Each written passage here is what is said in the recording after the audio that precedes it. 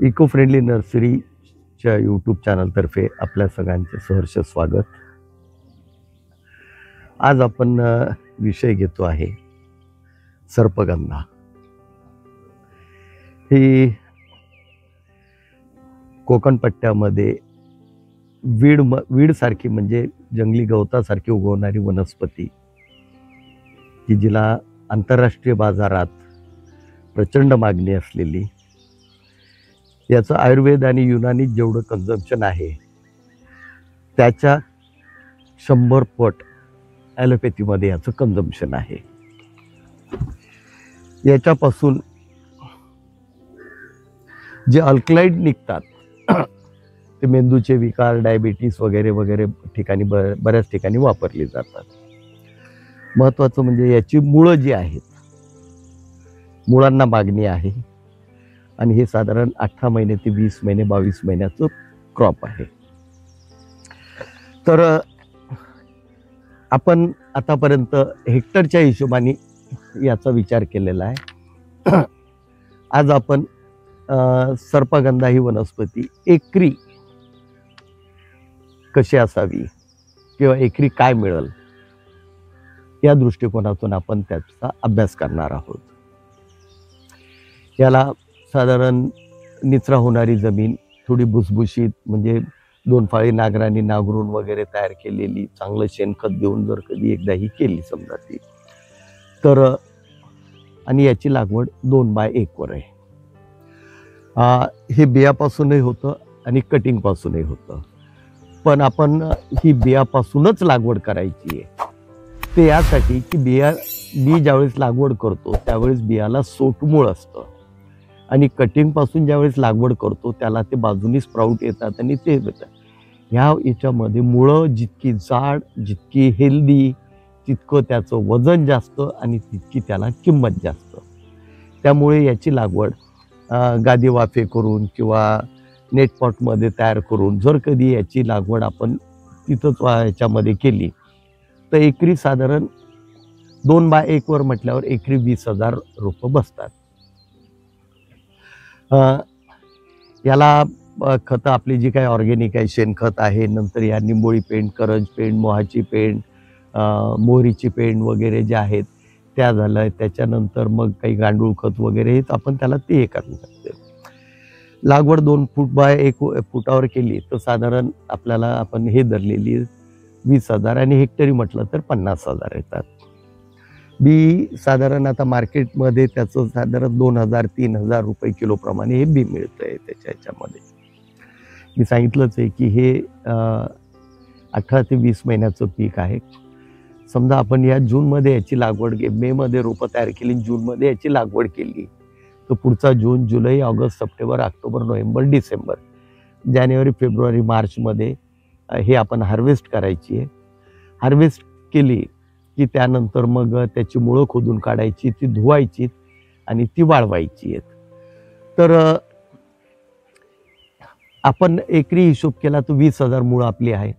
त्यामुळे एकाचं वजन साधारण 50 ग्रॅम प्लस यायला पाहिजे आणि तेवढं 18 महिन्यामध्ये तेवढं येतं हे वाळवल्यावर. यातला काही भाग जो आहे आपण जो आहे साधारण 1 फुटाचं झाल्यानंतर त्याची छाटणी करायची आणि त्याचंच मल्चिंग करायचं आहे. याची मुळं विकली जाणार असल्यामुळे आपल्याला जास्त भर हा मुळांवर द्यायचा आहे. ती 1-6 महिन्याचं झालं की थोडीफार त्याला शेंडे वगैरे कट करून त्याला पुन्हा एक मध्ये थोडंसं प्लॉईंग करून किंवा छोट्या पॉवर टिलरनी जर जमीन भुसभुशीत करून ती पुन्हा त्याला साईडला लावली आणि ड्रिपनी खतं दिली तर याची वाढ चांगली होते. कोकण पट्ट्यामध्ये याच्यासाठी की हे या ठिकाणी वीड म्हणून दुर्लक्षित झालेली वनस्पती आहे. तर मुळं स्वच्छ करून धुवून वाळवली की साधारण आपल्याला 10 ते 15% मॉइश्चर राहिलं पाहिजे. या दृष्टिकोनातून ती उन्हामध्ये वाळवायची आहे. ती वाळवली तर आपल्याला एकरी साधारण 1 टनाच्या आसपास मिळू शकतं. जर कधी आपण त्याला ऑर्गॅनिक मॅन्युअर वगैरे जर कधी व्यवस्थित दिलं तर टनापेक्षा जास्त उत्पन्न येतं. तर 18 महिन्यामध्ये जर कधी याचा रेट आहे 600 पासून तर 1200 पर्यंत. जे फाईन केमिकल्स म्हणजे याचे एक्स्ट्रॅक्ट काढणाऱ्या ज्या कंपन्या आहेत त्यांना आपण ही लागवड केल्यानंतर त्याच्यापासून जर कधी तेव्हापासून त्यांच्या कॉन्टॅक्टमध्ये जर कधी राहिलो तर त्याच्यानंतर आपण त्यांना ते या ठिकाणी साधारण 800, 1000, 1200 रुपये रेट मिळायला काही हरकत नाही. 1000 रुपये तर हा मिळतोच साधारण. म्हणजे हे गृहीत धरायचं की आपल्याला 2 वर्षामध्ये किंवा 1.5 वर्षामध्ये 10 लाखाचं किंवा 8 लाखाचं उत्पन्न मिळतंय.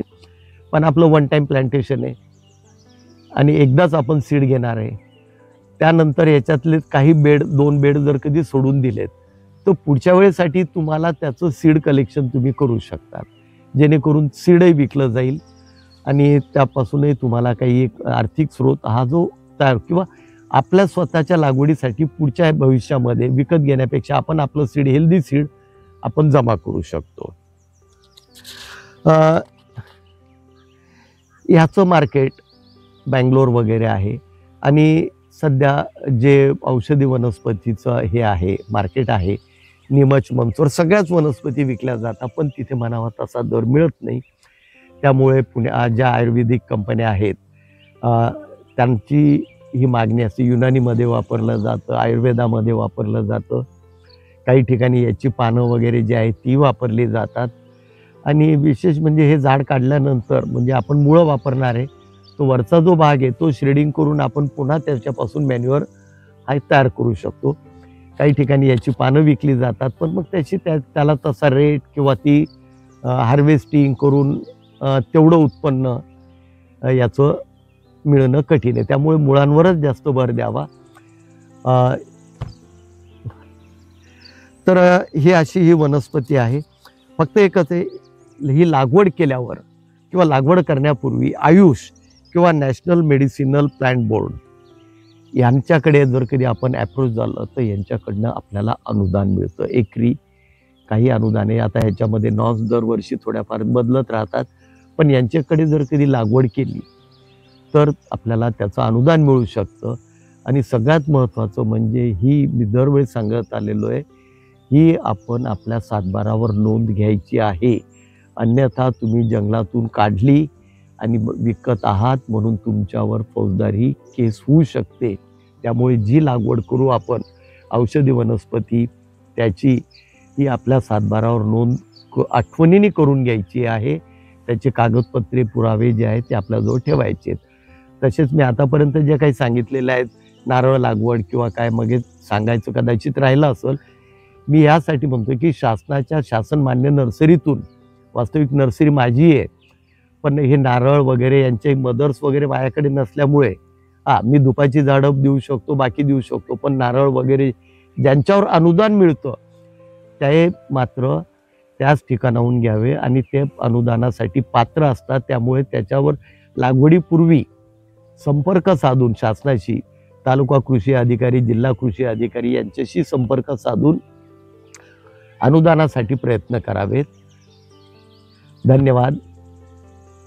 आवडल्यास सबस्क्राईब करा, शेअर करा, आपल्या मित्रमंडळींना याची माहिती द्या आणि आपण पुढच्या अनेक टप्प्यांमध्ये या आता ही खतं कशी द्यायची किंवा काय द्यायची त्याचं आपण ॲक्च्युअल प्रॅक्टिकली आपण त्या ठिकाणी डिस्प्ले करणार आहोत. त्यामुळे प्रत्येक वेळेस जे आहेत आणि ती सर्वसाधारण सगळ्या क्रॉपिंगसाठी राहणार आहेत.